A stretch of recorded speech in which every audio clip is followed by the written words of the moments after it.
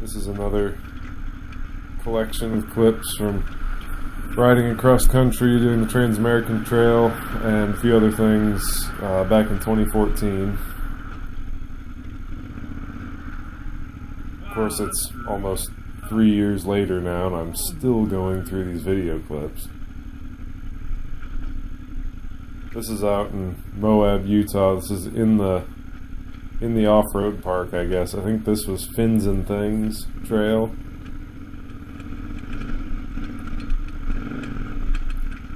And I had actually stayed in a hotel here so that I could ride these trails without all the luggage on the bike.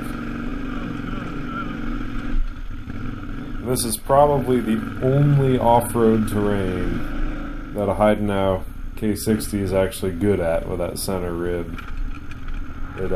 It grips the rocks pretty nicely, at least. The sand wasn't very good.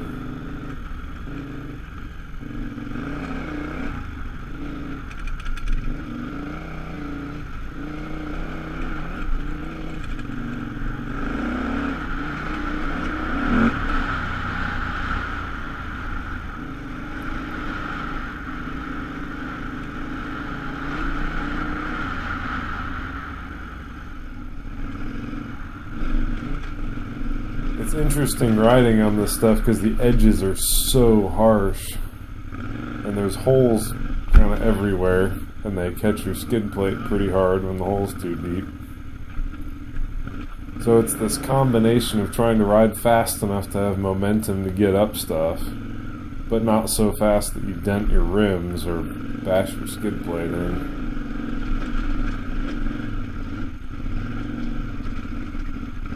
But as you can see, it just climbs and grips, no problem.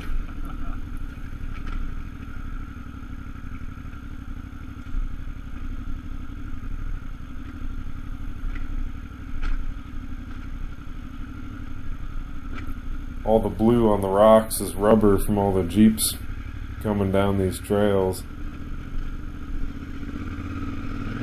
And apparently when it rains, that rubber gets really, really slippery. But at least when it was dry when I was there, those dark areas or grooved areas, that's where all the grip was. Not that there was ever any shortage of traction.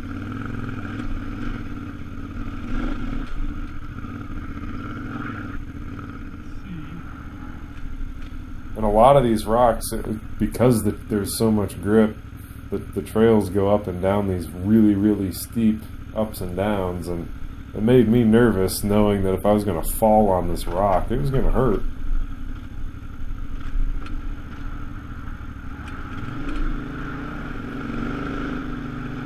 But there was always enough grip.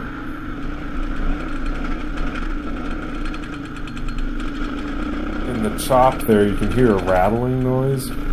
That rattle is the shovel that's on my tailplate bouncing around. I was very afraid of burying the bike in the sand being out there by myself because I don't ride sand ever, being from Indiana. And I'd already buried it up to the axle a couple times earlier in the trip. So I figured the shovel would be prudent.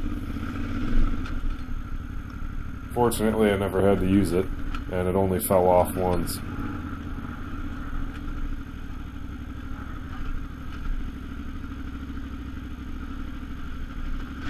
This is the middle of August, and it was every bit of 90 degrees, if not hotter, out there.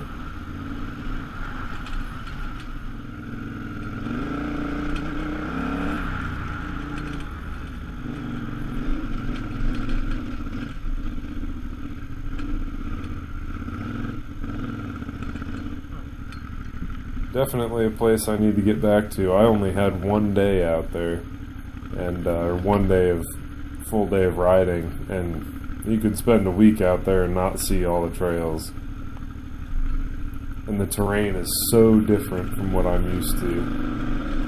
It's definitely worth the trip.